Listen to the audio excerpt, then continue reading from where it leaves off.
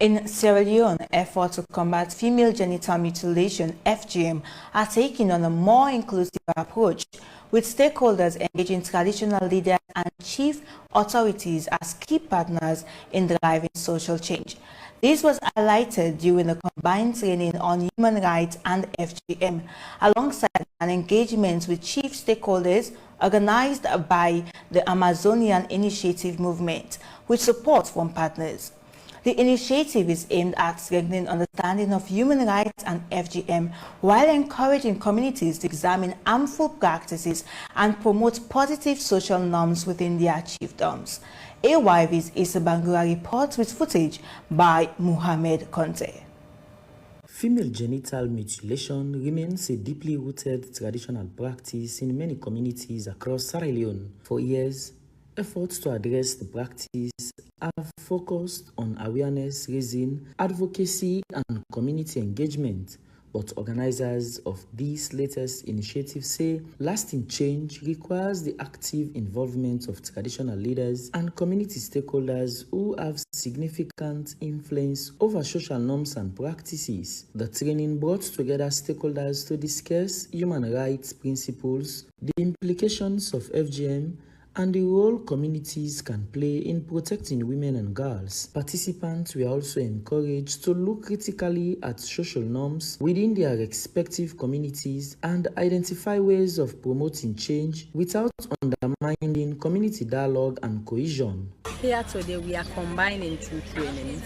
One is a training supported by FAP, and then another one by Anenki and BMZ.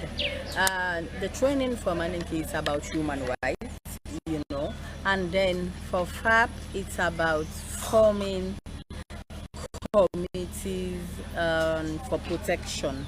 But what we are really doing here is looking at social norm change, And so we've invited the speakers from about 5 chiefdoms.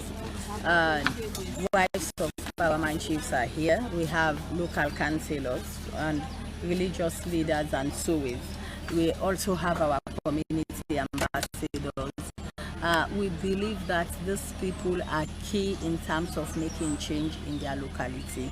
So we are looking up to them to make a work plan of what they will be doing when they shall have returned.